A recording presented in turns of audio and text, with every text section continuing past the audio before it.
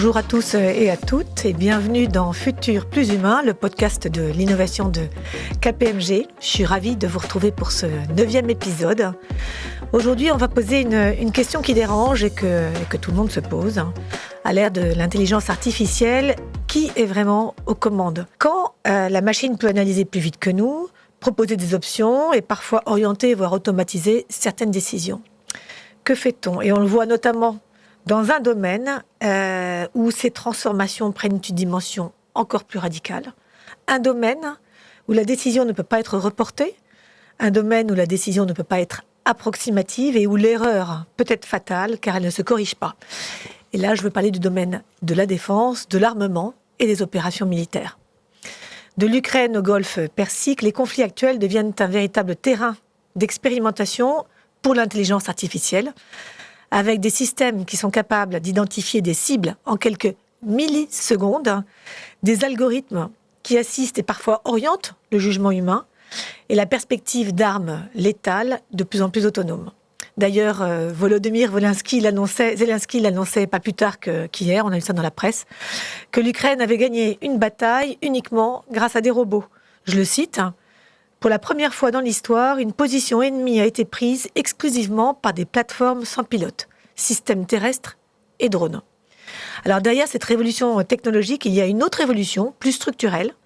Pendant longtemps, les industries de défense étaient les fournisseurs d'États souverains. Et aujourd'hui, on voit que l'équilibre évolue et que les entreprises de technologie civile jouent un rôle de plus en plus prépondérant. Elles détiennent les données, elles maîtrisent les infrastructures numériques et leurs décisions peuvent même parfois peser sur les rapports de force sur le terrain. On l'a vu notamment en Ukraine. Elles définissent ainsi une nouvelle approche de l'armement. Et ça change profondément la donne et fait émerger de nouvelles questions. Comment rester responsable quand les systèmes vont plus vite que notre capacité humaine d'analyse et que l'IA commence à agir ? Qui décide vraiment ?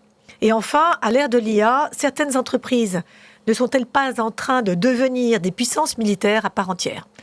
Alors aujourd'hui, au micro de Futur plus humain, on aborde la tendance entreprise-puissance sous le prisme du militaire et du futur de la guerre. Mais aussi, et on va le voir, un peu autour du rôle du décideur à l'ère de l'IA. Et pour en parler, j'ai le plaisir d'accueillir deux experts au regard complémentaire. Le général Charles Baudouin, bonjour. Bonjour. Vous avez passé 38 ans dans l'armée de terre. Officier de blindé, vous avez commandé des unités sur le terrain, notamment en Côte d'Ivoire, avant de rejoindre l'état-major où vous avez piloté les grands programmes d'équipement des forces. Aujourd'hui, vous êtes commissaire général de Eurosatory, le plus grand salon mondial de défense et de sécurité, qui se tiendra cette année d'ailleurs du 15 au 19 juin 2026. Et ce qui vous donne un point de vue, un point d'observation absolument privilégié sur les technologies que l'industrie mondiale développe dès maintenant pour les conflits du futur. Également Laure de Roussy-Rochegonde, bonjour. Bonjour. Alors Laure, vous êtes chercheuse et directrice du Centre géopolitique des technologies à l'Institut français des relations internationales. Vous avez publié en 2024 un ouvrage, La guerre à l'ère de l'intelligence artificielle, qui est devenu une référence sur ces sujets. Vos travaux explorent une question aussi simple que vertigineuse. Quand une machine peut participer à une décision létale, où se situe la responsabilité humaine et peut-on réellement encadrer ces systèmes ? En fin d'épisode, on aura le plaisir d'accueillir François Mouller, qui est associé chez KPMG, en charge du secteur public. Son regard nous permettra de relier ce qui se joue aujourd'hui côté champ de bataille par rapport aux choix très concrets que doivent faire les entreprises et les acteurs publics français. Allez, sans plus attendre, on va rentrer dans le vif du sujet, avec une première partie peut-être autour de la manière dont les entreprises privées deviennent des puissances militaires. Et j'ai une première question pour vous, Laure. L'épisode récent, on l'a vu, entre Anthropic et le Pentagone, a surpris tout le monde. Qu'est-ce que ça nous apprend sur le rôle croissant des entreprises d'IA dans les décisions militaires ? Je pense que le cas Anthropic est un cas extrêmement intéressant à examiner pour comprendre ce grignotage progressif des entreprises de la tech dans le domaine régalien.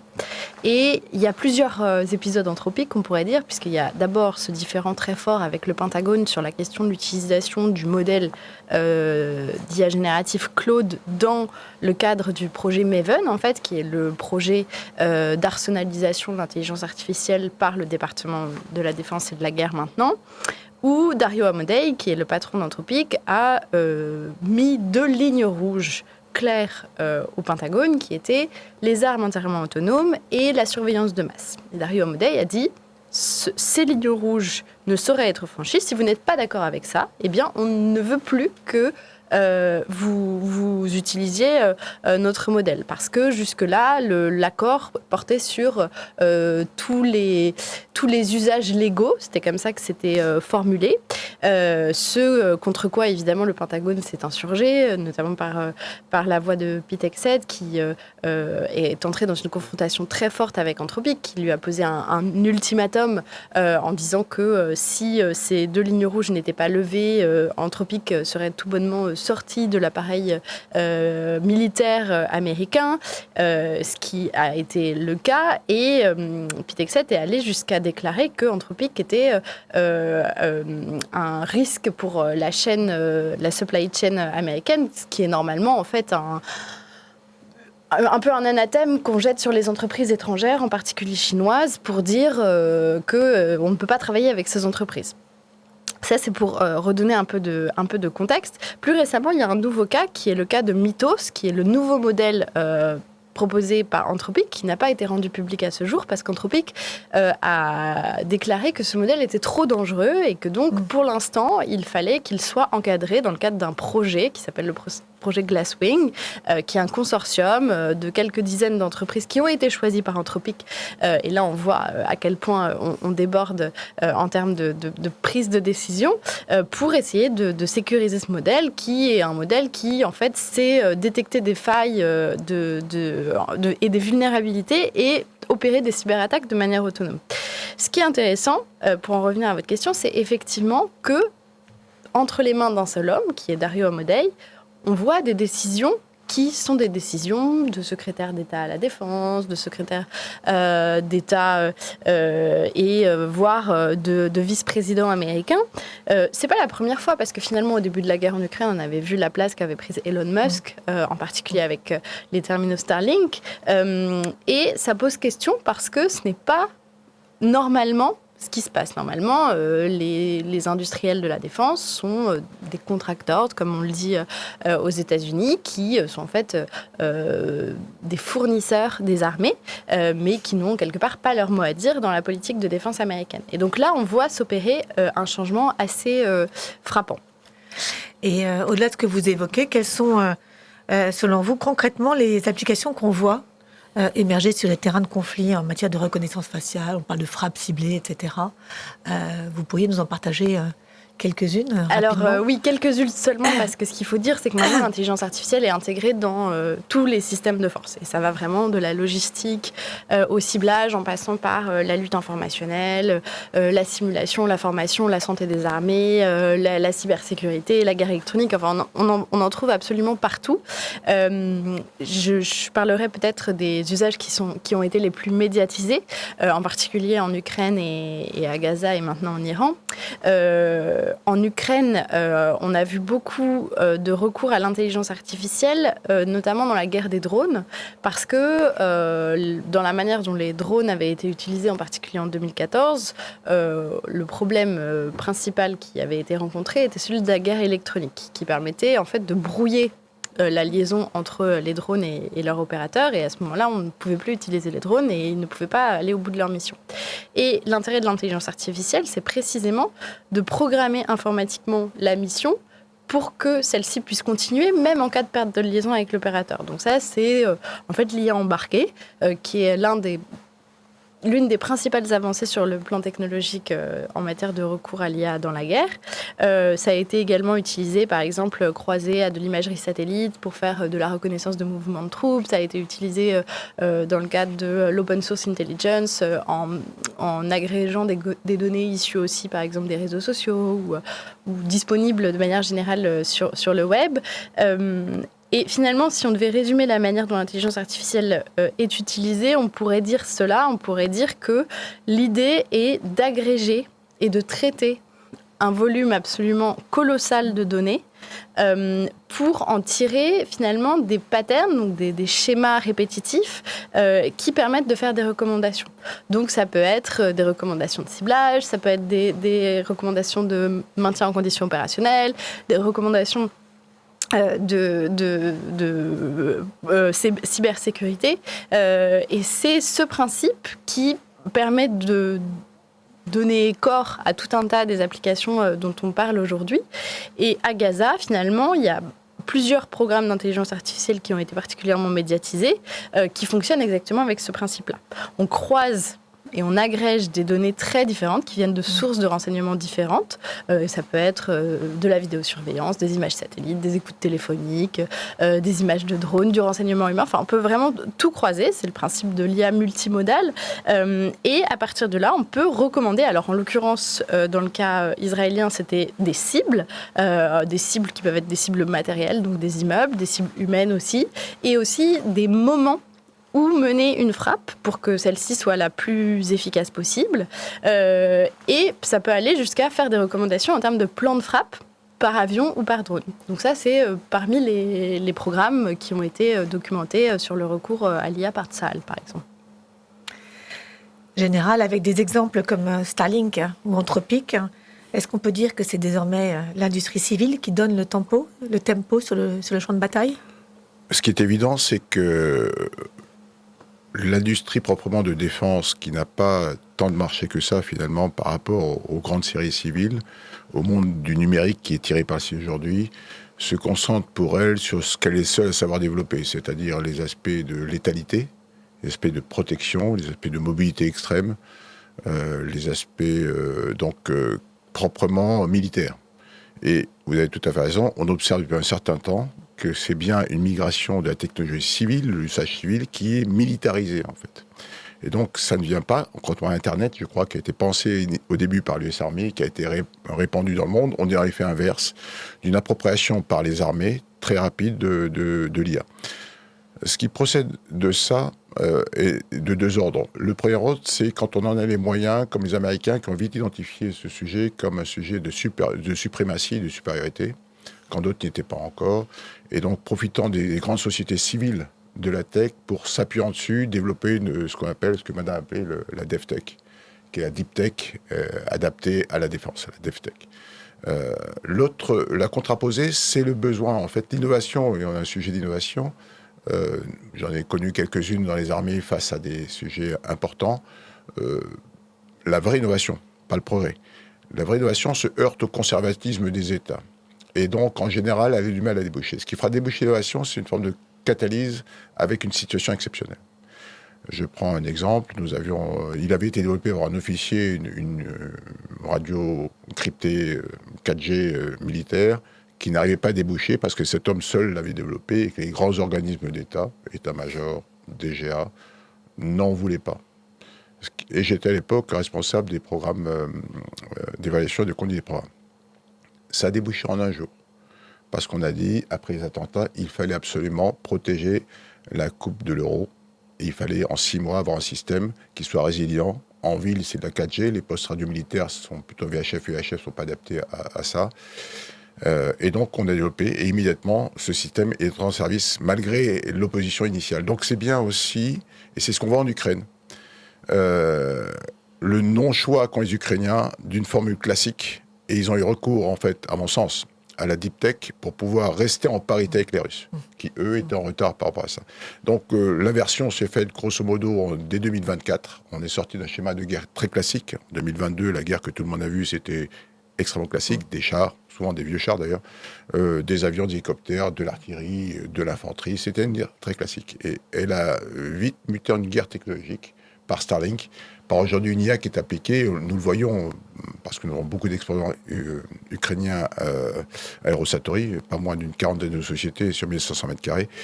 En fait, l'IA maintenant est présente partout, ça a été dit, jusqu'au plus bas niveau. Pourquoi ?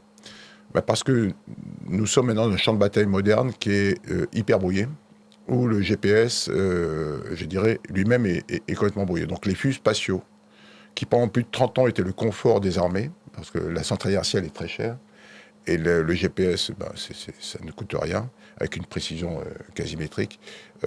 Donc tous les systèmes se sont adaptés à ça. Et l'espace nous appartenait, et donc le flux GPS était, je dirais, souverain.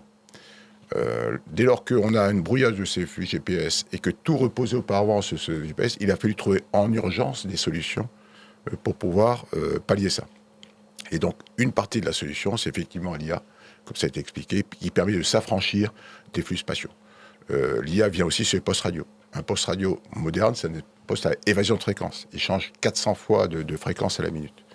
Donc, pour se parler, il faut que ce soit extrêmement calé. Le calage se fait sur le temps GPS. Dès lors que vous brouillez, vous risquez d'avoir des postes qui ne se parlent plus. Vous passez en fréquence fixe, vous êtes brouillé.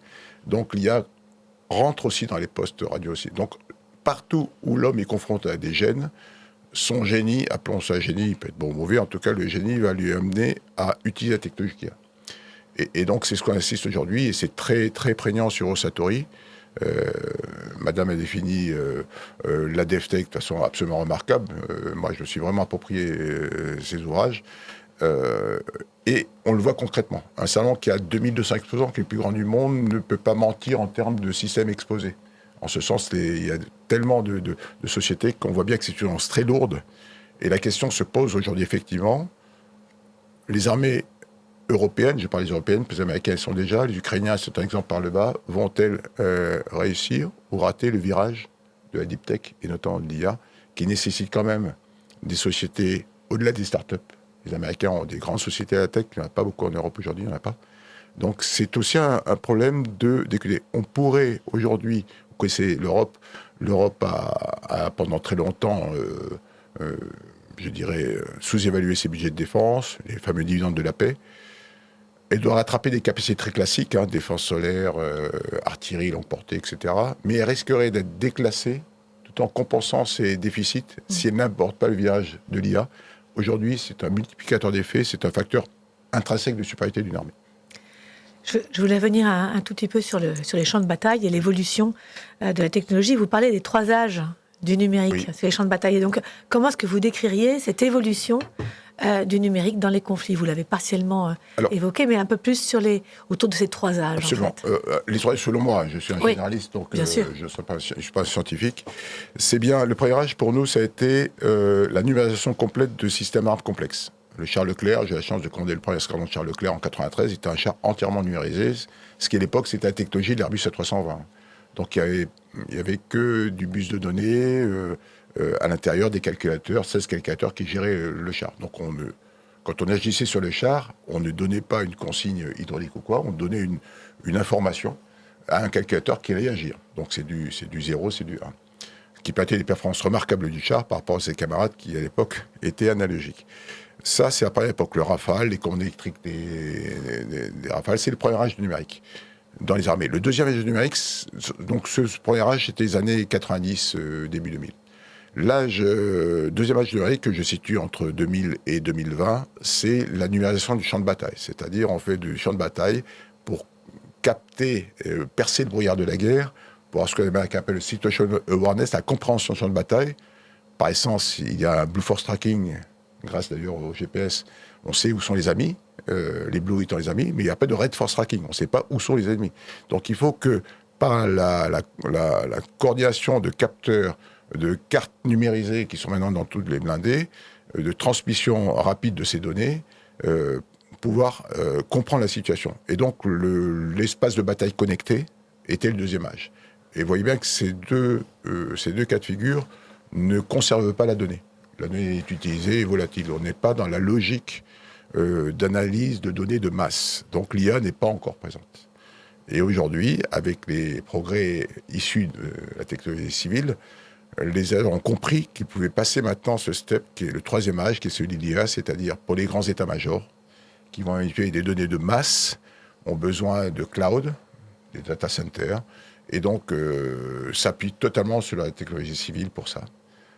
En la militarisant. Par exemple, vous verrez sur Osatori, on n'a jamais eu ça auparavant, mais maintenant on a des offres de data center sous conteneur. Parce qu'une armée qui part en opération ne trouvera pas son data center sur place, donc elle va projeter son data center en projetant ses grands PC. Parallèlement à ça, Vous avez l'IA immédiate du soldat qui ne nécessite pas de gérer, de stocker ces données. Et c'est une IA qui va traiter la donnée rapidement, mais qui va l'oublier quelque part. Donc, ce qui est intéressant, c'est que tout l'échelon militaire du plus haut niveau jusqu'au plus bas niveau tactique utilise l'IA. Le simple soldat utilise l'IA. Un essai de drone aujourd'hui, ce sont un certain nombre de drones qui sont tous indépendants, mais qui, par l'IA, permettent de ne pas se percuter entre eux. Ils peuvent naviguer sans se percuter. La géolocalisation, bien sûr, sans le GPS, c'est l'usage fondamental. Vous verrez aussi des offres de radars anti-drones qui peuvent traiter 300 cibles de drones. C'est bien l'IA qui va permettre de prioriser les cibles en fonction de leur trajectoire, les trajectoires des cibles amies, en analysant les deux, proposer très immédiatement des cibles. Donc aujourd'hui, l'IA innerve tout l'appareil militaire, du niveau très haut général jusqu'au simple soldat. Alors, on parlait d'anthropique, on parlait notamment du cas anthropique récent avec l'or. Mais parlons de responsabilité par rapport à ces technologies. Oui. À qui appartient finalement une IA militaire ? Est-ce que c'est à l'industriel qui la produit ? Est-ce que c'est à l'État qui l'utilise ? Et qu'est-ce que ça implique en termes de planification, de responsabilité, de souveraineté ? Il y a des conséquences quand même assez... oui, un certain nombre de conséquences qui découlent de cette arrivée technologique du privé vers le militaire. Alors, la première, ayant conduit les programmes d'armement, je connais parfaitement leur fonctionnement. Pour mettre un petit bémol ce qui était dit sur le sujet d'anthropique, l'état-major émet un besoin. L'industriel répond à ce besoin. Il n'était pas dans le besoin militaire initial des États-Unis, la reconnaissance faciale et certains. Donc, Anthropique ne doit pas ça à l'État. Anthropique reste propriétaire de ce qu'il a développé que n'a pas demandé l'État. En tout cas, c'est comme ça. Après, vous avez effectivement le sujet de l'intérêt d'État, de la raison d'État, qui va amener à réquisitionner, sans que le mot soit prononcé, pour des raisons supérieures d'État, qui sont toujours présentes, de dire, écoutez, votre système, je considère que c'est le mien. Alors, ça doit être traité juridiquement. Ce qui est intéressant, c'est qu'on voit des démocraties quand même s'emparer de ça. On aurait pu voir ça dans des autocraties, on l'a vu dans des autocraties. On voit des démocraties maintenant, au nom de la raison d'État, dire ce que vous avez réalisé vous-même, ce qui vous appartient, m'appartient. Au nom de quelque chose qui reste quand même à définir. En tout cas, c'est un premier cas de figure qui sera amené, comme tous les cas de figure, à se généraliser. Et on voit donc aux États-Unis une convergence assez croissante entre capital-risque, patriotisme et défense. Est-ce qu'on voit la même chose en Europe, et qu'est-ce que ça implique pour nos industriels et nos décideurs ? Alors, l'Europe, après, je dirais, 80 ans, sous l'égide, à l'ombre des États-Unis, profitant de cette protection pour ne pas trop investir dans sa défense, et tombe à des niveaux très bas de dispositifs d'armée, au point de manquer, c'est connu, à la fois d'équipements tout à fait nécessaires, et de stocks de recharge de munitions, effectivement, a perçu la situation. Je le disais une fois de plus, c'est la situation qui amène l'Europe aujourd'hui à se réveiller, et c'est surtout depuis l'arrivée du président Trump, parce que le conflit de 2002 n'a pas immédiatement amené des hausses massives. Des annonces du budget, c'est une chose, la hausse effective, ça est une autre. Et on voit bien qu'aujourd'hui, l'Europe se mobilise, ayant compris que du fait de la position de l'administration américaine, ils sont amenés à se confronter eux-mêmes face aux Russes, peut-être dans un traité de paix qu'on ne voit pas venir, mais peut-être si on devait avoir des actions de frontières, c'est bien eux qui iront porter le fer contre les Russes. Et donc il y a une prise de conscience, et donc dès lors que cette conscience est prise, l'Europe se donne les moyens de cela. Je pense que l'Europe, au niveau de l'IA militaire, est encore bien en retard quand même, mais elle va apprendre vite, et se poser cette question-là, mais elle n'a pas encore les acteurs. Si les États-Unis ont fait ça, c'est qu'ils ont conseillé, ça a été très bien dit, des acteurs comme Elon Musk, aujourd'hui, bat la NASA, je dirais, en créant la fusée réutilisable, peut lancer des constellations. Il a plus de 10 000 microsatellites en vol. Jeff Bezos va en lancer un certain nombre. Eutelsat, c'est 600 microsatellites en vol. On voit bien qu'on est très en retard sur ce sujet. Et donc, il y a une puissance qui s'est développée privée, qui a été bien racontée, qu'on n'a pas en Europe. Vous n'avez pas encore la puissance privée face à l'État. Donc, on est encore d'une logique où un État va acquérir sa capacité par la puissance privée, mais il ne sera pas encore en état de capter cette puissance au-delà de ce qui est, je dirais, en contrat entre la société et l'État. Alors du coup, je vous propose de poursuivre sur justement la manière dont l'IA change le visage de la guerre. Et Laure, j'ai une question pour vous sur, finalement, est-ce qu'on peut confier la guerre aux machines ? On entend souvent qu'il y aura toujours un humain dans la boucle, mais dans les faits, est-ce que c'est réellement le cas ? Quand on entend Zelensky hier, on peut vraiment légitimement se poser la question. Et est-ce que finalement l'usage militaire de l'IA sonne le glas des lois d'Asimov ? Alors, je pense que d'abord, effectivement, moi j'ai toujours été très méfiante avec cette idée d'humain dans la boucle parce que c'est très facilement détournable. En fait, on peut avoir un humain dans la boucle qui est en fait un humain qui appuie sur un bouton quand un voyant s'allume. Et bon, voilà, en termes de responsabilité, ça clarifie les choses parce que c'est lui qui appuie sur le bouton. En termes de discernement humain, ça ne permet pas du tout de l'exercer. Parce qu'il n'y a pas de compréhension du contexte de déploiement du système, il n'y a pas souvent suffisamment de temps pour réagir. Et là, l'expérience israélienne est intéressante parce que c'est de l'ordre de quelques dizaines de secondes qui étaient laissées aux opérateurs pour entériner ou non une frappe recommandée par les programmes dont je parlais un peu plus tôt. Et enfin, parce qu'il y a un principe qui est bien connu des ingénieurs qui travaillent sur l'IA, qui est l'effet black box des algorithmes, qui fait que les développeurs eux-mêmes ne savent pas toujours expliquer le raisonnement qui a permis à la machine d'arriver à une conclusion à partir d'un énoncé initial. Et donc, quand on met ces éléments ensemble, on voit que l'entendement humain en prend un sacré coup, d'autant que un autre phénomène bien connu est le biais d'automatisation, qui décrit en fait une surconfiance que l'humain a vis-à-vis de la machine, qui est liée à la croyance que la machine fait des calculs beaucoup plus sophistiqués, qu'elle prend en compte un nombre de paramètres que l'humain n'est même pas capable de concevoir, et que par conséquent, ses propositions sont forcément les bonnes.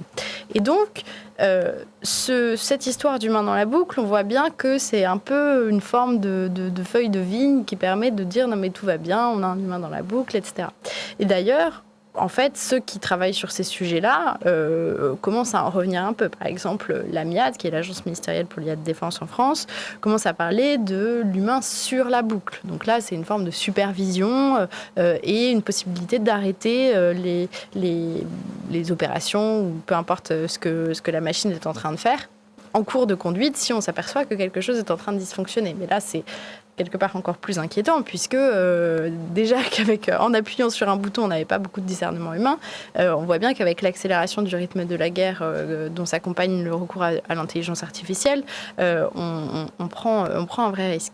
Et pour revenir sur les lois d'Asimov, peut-être on peut rappeler ce que sont les lois d'Asimov. Donc les lois d'Asimov, il y en a 3, du nom de cet auteur américain d'origine russe qui a fait tout un tas de nouvelles sur les robots, etc. La première, c'est de ne pas faire de mal à un humain.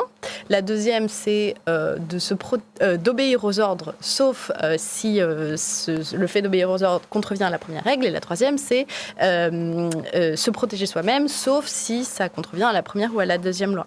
Mais en fait, quand on regarde l'œuvre d'Asimov, il passe toutes ces nouvelles à démontrer que ça ne marche pas et que ces lois ne suffisent pas à empêcher une perte de contrôle.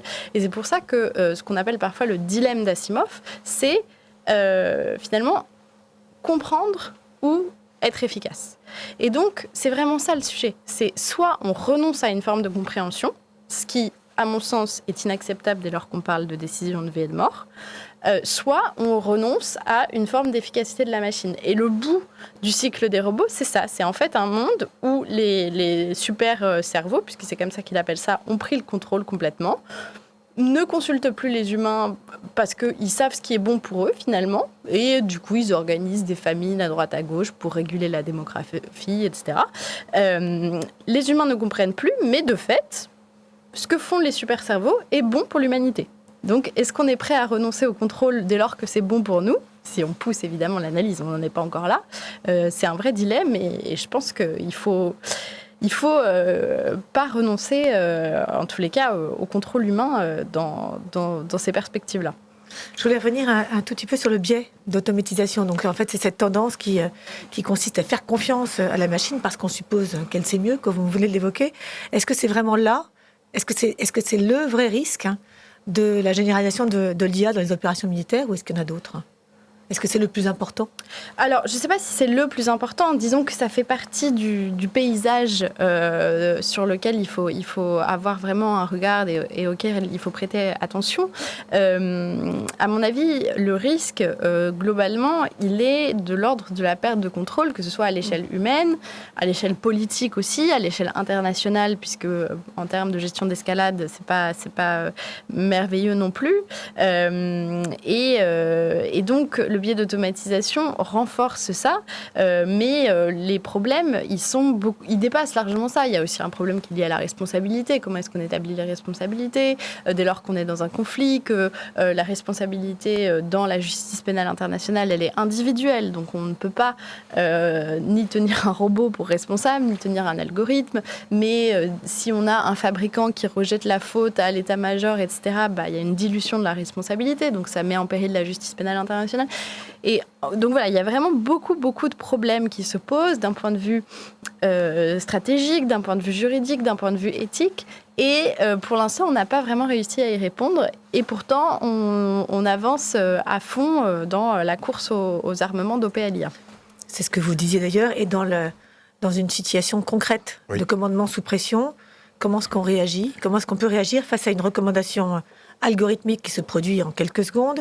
Si on décide de ne pas la suivre, on peut être tenu responsable, de ne pas avoir écouté. Finalement, qu'est-ce qu'on doit faire ? Alors, il y a deux cas de figure. Le cas de figure de l'utilisation de données de masse par un état-major de haut niveau qui planifie, donc il n'est pas dans la réponse à la seconde, lui. Donc, on voit bien que dans ce cas-là, le système propose et l'homme dispose. Et il est tout à fait conseillé à l'homme de continuer à utiliser sa méthode de raisonnement tactique propre et de conformer son raisonnement de chef, je voudrais plutôt mettre ces cibles-là, à celle de la machine et essayer de comprendre pourquoi la machine propose quelque chose que lui ne propose pas. Alors, c'est souvent une boîte noire, mais il va s'en remettre à son jugement. Et au final, ce qui n'a pas la machine, c'est son année de conviction qui peut l'amener à dire « je vais plutôt aller par là », même si la machine, effectivement, peut m'influencer. Parce qu'elle a tellement donné que peut-être qu'elle est supérieure à moi. C'est un sujet qu'on aura, c'est l'influence des machines sur les hommes. L'automatisation est présente depuis longtemps. Nous parlons de défense. J'ai été tankiste. Dans un char, vous êtes en zone urbaine, et que vous progressez, vous voyez très mal du bureau de char, vous n'entendez rien, c'est le principe du char, et l'ennemi est à très courte portée. L'ennemi peut vous détruire. Donc on a réalisé des systèmes très automatisés de ce qu'on appelle du hard kill, c'est-à-dire que le système lui-même va détecter la menace émergente et va détruire la menace. L'homme n'a plus le temps d'être dans la boucle, parce que s'il prend le temps de valider, il est mort. C'est une question de secondes. Surtout que le temps qu'il soit alerté, le temps qu'il réagisse, qu'il ait bon réflexe, on est sous stress au combat, on est dans la défense. Donc les gens n'ont pas tous leurs moyens, c'est-à-dire qu'ils sont très drillés, mais quand on a peur, on a stress, on n'a pas tous ces moyens. Donc la course était toujours de dire le soldat qui est dans un état de duel se trouve dans une situation où il risque sa vie. Et donc pour protéger sa vie, considérant que ce qui va le tirer est un ennemi, d'ailleurs à ce moment-là il ne détruit pas tant l'ennemi que la menace arrivante, et devient un problème. Je vais vivre une expression, une expérience glaçante. Bien sûr, en 2019, j'avais convoqué sur un camp militaire toutes ces technologies, à la fois des soldats équipés de moyens classiques et des industriels qui venaient y mettre leurs robots qui, pour la plupart, étaient encore quand même téléopérés, mais avec des charges létales. Et lors du débriefing que faisait la troupe militaire sur le sujet, il y a un soldat qui a répondu, et c'est assez intéressant de voir ça, je savais qu'il y avait un robot face à moi qui pouvait m'aider, mais je ne savais pas où il était. Et là, vous avez un problème d'un moment où, bien sûr, ce robot, il y a un opérateur qui est derrière, donc, mais il est à distance. Et ce qu'on appelle le remote warfare. On met les hommes à distance quand on peut. Et celui qui n'est pas à distance va risquer de perdre sa vie contre un robot. Lui, il n'en a qu'une. Le robot s'est détruit, remplacé, un opérateur. Et donc, on voit que le soldat... Et donc, on va de plus en plus mettre des robots face à d'autres robots. D'autant plus en Europe, notamment, où la vie humaine est particulièrement précieuse. Et donc, on va insister de plus en plus à ces sujets-là. Alors, je vais mettre peut-être un petit bémol sur la déclaration de Zelensky. L'état actuel des robots fait que ce ne sont pas les robots qui ont gagné, mais c'est les opérateurs des robots qui ne sont pas intelligents, en tout cas les robots terrestres aujourd'hui. Mais c'est une question un peu de communication. Peut-être un jour on arrivera aux robots terrestres. Aujourd'hui, aucune armée n'est équipée de robots terrestres létaux autonomes. Il y a des drones autonomes. La guerre a créé le drone marin autonome, Et c'est bienvenu par les Ukrainiens, mais l'effet de guerre est intéressant, en ce sens que nous sommes dans le conflit russo-ukrainien dans le même paradigme de la Première et la Deuxième Guerre mondiale. C'est-à-dire des pertes de masse, des centaines de milliers de morts.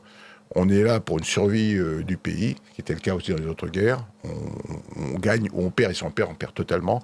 Et les Ukrainiens ont cette mobilisation de toutes les énergies que ne peuvent pas avoir des États en paix, même s'ils mettent beaucoup d'argent. C'est pour ça que la Deuxième Guerre mondiale, on est passé de l'avion au missile intercontinental, etc. Donc on a un effort surhumain, c'est le cas de le dire, qui est fait. Ce que font les Ukrainiens aujourd'hui, donc qui permet de démultiplier. Je crois que là où on peut mettre un robot, et ça a été dit par des chefs militaires, on mettra un robot pour protéger la vie d'un homme. Après, effectivement, se posera la question de l'encadrement. Le problème étant que certains pays sont très encadrés juridiquement. En France, il n'y a plus de tribunaux militaires depuis longtemps, et qu'un chef militaire qui va créer une erreur et des dégâts, notamment collatéraux, ce qu'on appelle collatéraux, c'est-à-dire tuer des femmes, des enfants, des populations, devra rendre compte de son pays.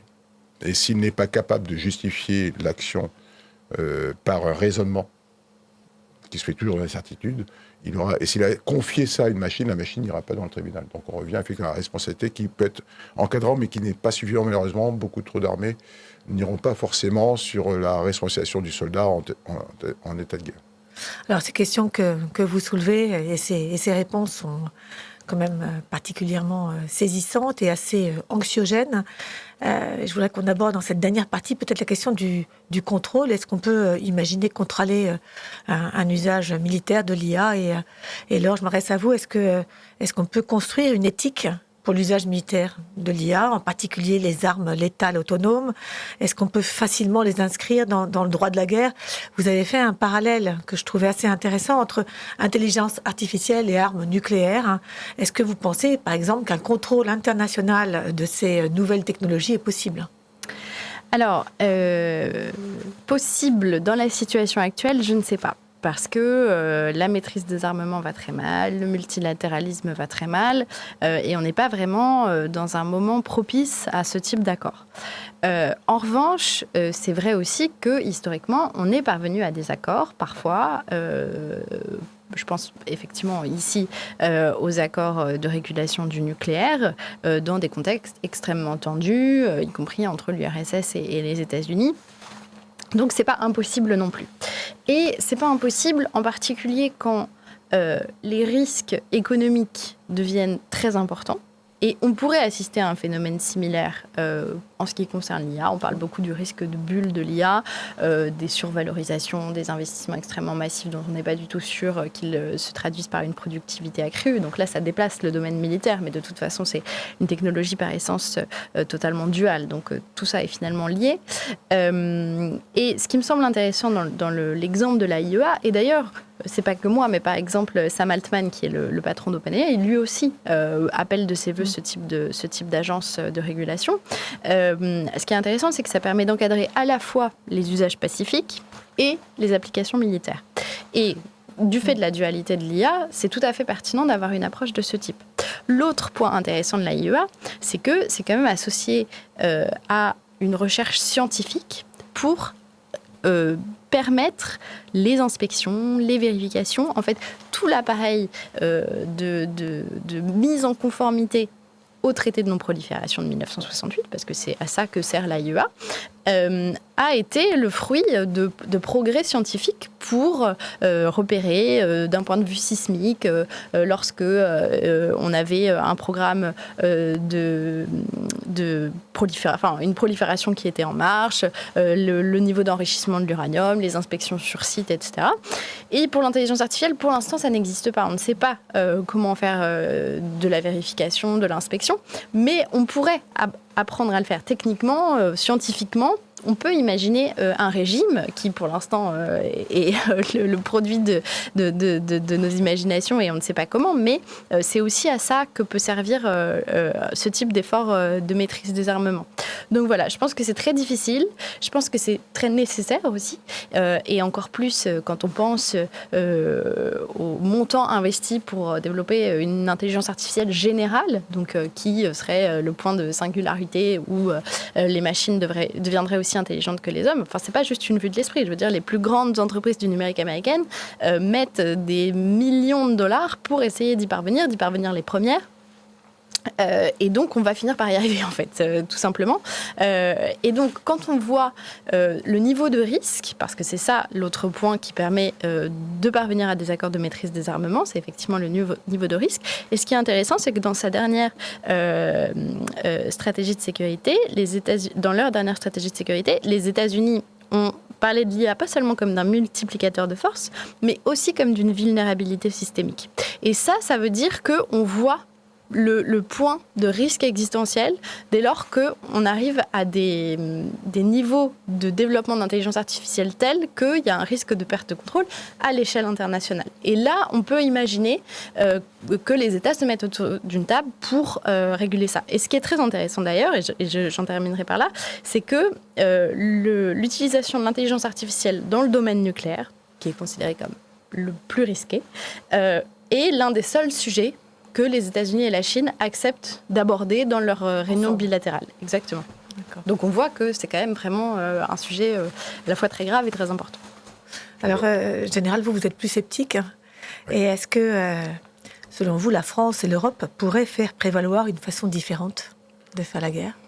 Déjà, pour rebondir dans ce que vous dites, Anthropic a alerté un peu le système bancaire parce qu'une version de Claude, aujourd'hui, permet de créer des failles dans le système bancaire.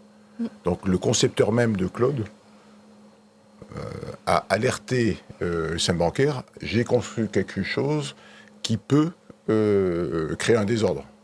Donc, et ça n'est que sur le bancaire, imaginez ce que c'est en termes d'armement. Donc il arrive déjà, quand Anthropic le montre, que le maître peut être dépassé par sa création. Ouais. Ça c'est un sujet pour nous là aussi un peu glaçant. Je pense qu'il est très difficile. D'abord, c'est toujours difficile d'imposer à des États qui n'ont pas encore l'IA, de la part des gens qui l'ont et qui vont le développer et l'utiliser. Donc, c'est une fois de plus une vision, je dirais, très occidentale. Je suis supérieur, mais vous n'accédez pas à la supériorité. C'est plutôt battu en brèche par les gens. Le problème de l'IA, c'est que, mais je n'ai pas votre compétence, c'est qu'à côté, elle fait beaucoup de bien, l'IA. Elle soigne des cancers qu'on ne pouvait pas soigner, des diagnostics remarquables. Au nom de quoi un pays ne pourrait pas accéder à l'IA ? Au nom de quoi on pourrait interdire un pays d'accéder à l'IA ? Non, mais juste pour rebondir, pardon, c'est pas pour vous couper la parole, mais le nucléaire aussi.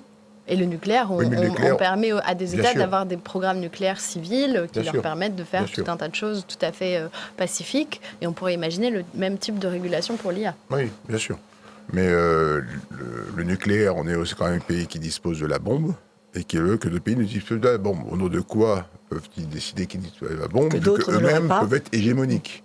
Donc on retrouve dans un sujet où c'est entre les mains de quelques-uns et les autres n'ont pas droit. Voilà. Et donc je pense que l'IA est déjà diffusée. En tout cas sur Rosatori, on a des nombreux, alors c'est niveau bas l'IA, mais de nombreuses sociétés dans le domaine de défense proposent des solutions à base d'IA. Beaucoup de pays européens, des pays du sud-est asiatique. Donc la dissémination est déjà faite. Donc, et je rejoins ce que vous dites, j'ai des plus grands doutes dès lors qu'aujourd'hui on a un ordre international qui a volé en éclats. Le TPI, je rappelle qu'un certain nombre de pays, et pas des plus petits, n'y adhèrent pas. Donc on voit des exclusions, une remise en cause par le Sud global de règles qui ont été établies par je dirais, après 1945, un ordre plutôt occidental qui a été en place. Bloc dans lequel se mettent d'ailleurs les Russes. Donc là, on risque. Il y a ce précédent maintenant de blocs qui se créent, qui se recréent peut-être durablement et qui empêchera certainement la mise en place. Et il y avance vite. Donc je crois que malheureusement, comme toute invention humaine, on est condamné à la vivre pour le meilleur et pour le pire.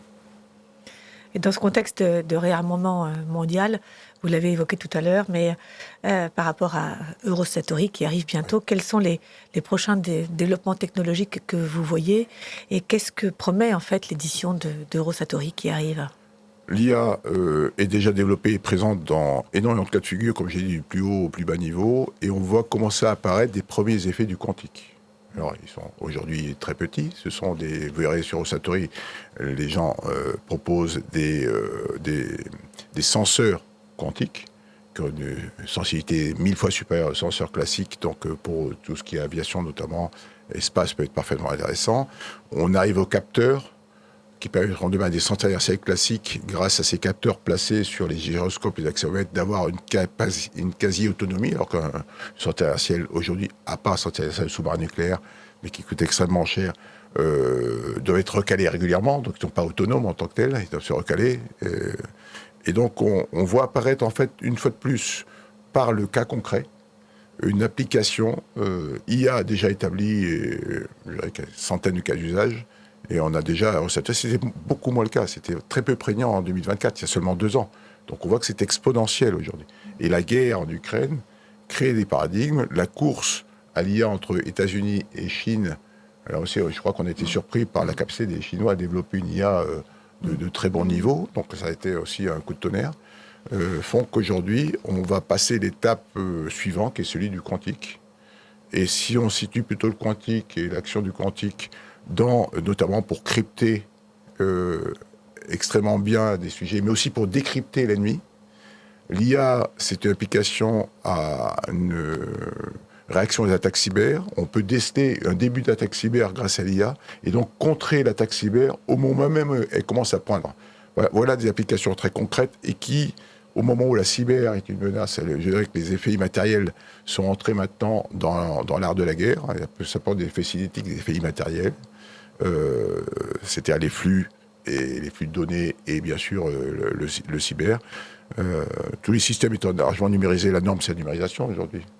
Moi j'ai voulu parfois comme général acquérir des lunettes classiques de char, parce que la lunette directe optique a ses intérêts, c'est beaucoup plus cher que d'acquérir une caméra pixelisée, une fibre optique, etc. Donc il y a une inversion des valeurs, le numérique ne coûte plus cher aujourd'hui. Et le numérique se nourrit de données. Donc on est dans l'âge numérique qui va se développer, et l'âge quantique arrive, et là, bon, si on connaît la préhistoire, il n'y a pas encore d'ordinateur quantique de référence, mais il y a des ordinateurs quantiques. On est certain que d'ici 20 ans, et certainement avant, parce qu'on se situe à 20 ans, mais avec les progrès exponentiels, ce sera peut-être à 10 ans, on verra apparaître de nouveaux cas de figure qui seront appliqués bien sûr d'abord aux civils, parce que la recherche c'est massivement d'abord civile, et il y a des marchés pour cela, un monde où c'est l'argent quand même qui guide les choses, mais elles seront très vite appliquées au domaine de la défense. Merci à tous les deux pour cet éclairage passionnant, certes un peu glaçant, mais absolument passionnant. Alors j'accueille maintenant François Mouller, qui est associé chez KPMG en charge du secteur public. François, tu accompagnes au quotidien les institutions, les opérateurs publics, les acteurs de la défense sur les enjeux de souveraineté numérique, sur leur transformation, sur les sujets d'infrastructures critiques. On le voit, on l'a entendu au début de cet échange, ce qui se joue aujourd'hui sur les théâtres d'opérations militaires dépasse largement le seul monde de la défense. Les mêmes technologies, les mêmes infrastructures numériques et les mêmes questions de souveraineté traversent déjà l'ensemble du tissu économique et celui de l'action publique. Alors, est-ce que selon toi, les organisations françaises ont bien pris toute la mesure de l'impact de leur choix technologiques, que ce soit le cloud, l'IA, le data, sur les questions de souveraineté et de défense? Bonjour d'abord, mais sans trop prétendre à pouvoir parler pour tout le monde et de manière trop générique, moi ce que je peux dire du point de vue de l'accompagnement qu'on fait d'acteurs publics effectivement dans les territoires, au niveau de l'État, etc., c'est que la réponse serait non. C'est qu'aujourd'hui, en fait, il y a encore une marche assez haute à franchir sur cette question, et je crois qu'en fait la question là que vous avez évoquée, notamment le sujet de l'IA, là ça apparaît comme un révélateur. C'est une énorme accélération, et on a devant nous l'agentique, le quantique, comme vous l'expliquez, etc. Et aujourd'hui, là, ce qu'on voit, c'est qu'à la faveur des problématiques IA, se sont révélées l'ensemble des chaînes critiques qui sont aujourd'hui dans lesquelles on est complètement dépendant, et c'est pas une surprise, de l'ensemble des infrastructures américaines. Je crois que le CIGREF avait dit de mémoire que 85% ou 83% des investissements dans le cloud étaient à destination d'entreprises américaines. Donc on se réveille en fait là.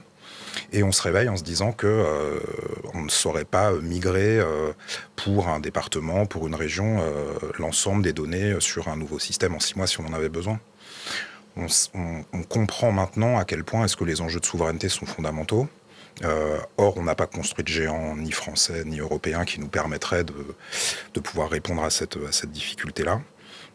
Et donc, on a progressivement, là, les personnes qu'on accompagne aujourd'hui, celles qui sont, disons, peut-être le plus avancées sur ces réflexions-là, sont celles qui, un peu à la manière de l'agence ministérielle qui travaille sur les sujets directs, je crois que vous avez cité tout à l'heure, sont un peu dans une logique de doctrine de dépendance consentie, quoi. C'est en gros, on se dit, on a de toute façon des éléments sur lesquels on ne peut pas faire grand-chose à court terme.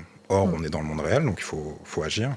Et l'enjeu est d'arriver à identifier les axes sur lesquels on a une possibilité de réversibilité ou pas, les infrastructures, les types de données qui sont les plus critiques, comment est-ce qu'on peut les protéger, etc. Mais donc, on est en réaction, je dirais. Voilà. Et aujourd'hui, en tout cas, on a encore beaucoup d'acteurs avec lesquels on travaille qui sont, disons, assez loin de la réalité, de la difficulté auquel on fait face.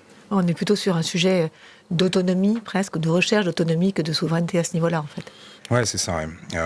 Parce que cette notion de souveraineté, en fait, par ailleurs, elle est pas toujours très simple à définir, parce qu'en fait, tu as toute la problématique de savoir exactement jusqu'où tu vas quand tu définis cet enjeu.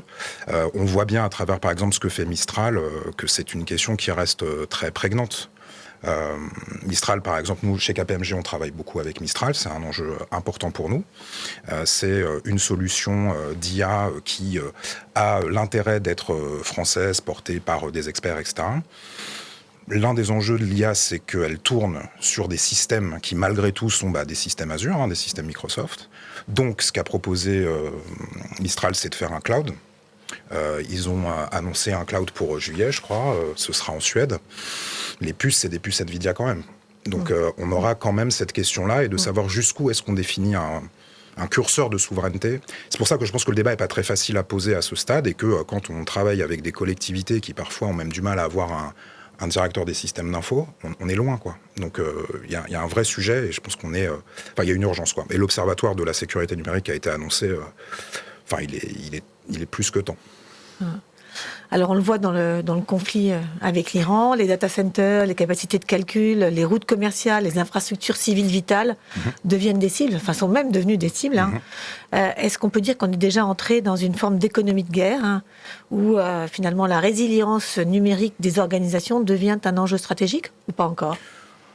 Alors, vraiment, à titre personnel, là, j'imagine que ça peut faire débat, mais moi, je dirais pas qu'on est aujourd'hui dans une économie de guerre. On est en train de la préparer. Enfin, en tout cas, il y a un certain nombre de plans de préparation. On a eu l'occasion de travailler avec un certain nombre d'entreprises ou d'hôpitaux ou d'acteurs qui sont en train d'essayer de se positionner et déjà de préparer des éléments. Mais concrètement, aujourd'hui, on n'a pas demandé à Renault de transformer ses chaînes d'approvisionnement pour en faire des obus, quoi. Mais pour autant, c'est bien l'une des questions qui se pose, c'est comment est-ce qu'on fait, on en parlait avant l'émission, comment est-ce qu'on fait pour accélérer les cadences, etc. Donc je dirais pas qu'on est dans une économie de guerre, mais en revanche, on est en train de clairement prendre un tournant pour accélérer la capacité de production sur des éléments qui sont fondamentaux pour la défense. Et par ailleurs, il me semble que, au-delà de la question de savoir si on est dans une économie de guerre, il me semble que le vrai gros sujet, en tout cas c'est ce qu'on voit chez les clients qu'on accompagne, c'est vraiment une question purement cognitive. C'est-à-dire, en fait, c'est de sortir de la bulle de sécurité dans laquelle on est, et on est encore très largement dedans. Alors progressivement, la conflictualité fait que elle grignote l'espace de sécurité dans lequel on a tous baigné, grandi, etc., enfin, sauf les militaires qui ont été directement aux prises avec la réalité du conflit. Mais là, progressivement, on le voit arriver et on voit, il y a des champs très clairs. Dans les finances, par exemple, depuis peu de temps, la BEI accepte qu'on puisse financer des armes, des industries qui produisent des armes. Aujourd'hui, on a des banques, des fonds d'investissement qui disent oui, on peut changer notre doctrine et basculer de la logique RSE à une logique, il y a un risque, conflit. Donc progressivement, en fait, ça avance. Et je crois que l'enjeu pour nous, en tant que consultants, c'est vraiment ça. C'est d'accompagner les gens dans éviter la panique, éviter la paranoïa, mais en revanche, être vraiment prêt à regarder très lucidement là où on en est. Et donc, ça veut dire avoir les instruments pour le faire, etc. C'est-à-dire à la fois être capable de dresser un peu un panorama de ce qui est en train de se passer, de conseiller nos clients sur ces sujets-là et puis de les accompagner dans leur transformation ensuite éventuellement, en tout cas dans leur adaptation rapide. Oui, adaptation rapide. Alors il y a des choses qui existent déjà, qui ont été mises en place. Il y a des indices de résilience numérique qui permettent de mesurer quel niveau de dépendance on est, est-ce qu'on est capable de réagir vite quand on est face à une attaque, etc. Donc il y a plein de choses. Il y a la directive NIS 2 qui va progressivement s'installer et se déployer sur l'ensemble du territoire. Il y a une incertitude encore pour savoir si ça va concerner réellement les collectivités ou pas, donc ça fait partie des points. Mais au-delà de cette question, il me semble qu'il y a un point qui est vraiment intéressant, c'est que ça permette de faire basculer, s'il y a quelque chose à en retirer, disons, c'est aussi de faire en sorte que l'ensemble de ces acteurs, que ce soit les entreprises ou les acteurs publics, d'éviter de regarder trop naïvement ce qui se passe, et notamment, moi, j'étais très surpris et j'ai eu la chance de pouvoir suivre 1 an à l'IHEDN un certain nombre de choses et ça m'a ouvert les yeux sur de très nombreux aspects et notamment sur cette question, alors peut-être pas en économie de guerre, mais en guerre économique très certainement. Et donc à ce titre-là, moi, il me semble vraiment très urgent que tout le monde, tous les acteurs, tous les décideurs soient vraiment conscients de la réalité de ce qui se passe. Et quand on nous le met sous les yeux, ça secoue un peu. Merci à tous les trois pour ces interventions riches, éclairantes. On voit bien que l'intelligence artificielle, on l'a compris, ne transforme pas seulement la manière de faire la guerre, elle transforme aussi la manière dont nos sociétés s'organisent, produisent, décident et la place qui occupent donc ces entreprises puissantes, notamment celles de la tech. La frontière entre le civil et le militaire, entre innovation économique et enjeux de défense devient de plus en plus floue et complexe. Et avec elle, la responsabilité des dirigeants s'élargit. Choisir une technologie, un partenaire, une infrastructure n'est plus seulement un choix finalement d'efficacité ou de performance, ça devient un véritable choix stratégique, éthique, voire même souverain. Alors la question n'est plus seulement qui détient la puissance militaire, mais aussi qui détient les infrastructures, les données et les systèmes qui rendent cette puissance possible. Voilà, merci à nos invités, encore une fois, et merci à vous d'avoir écouté Futur Plus Humain, et à très bientôt pour un nouvel épisode.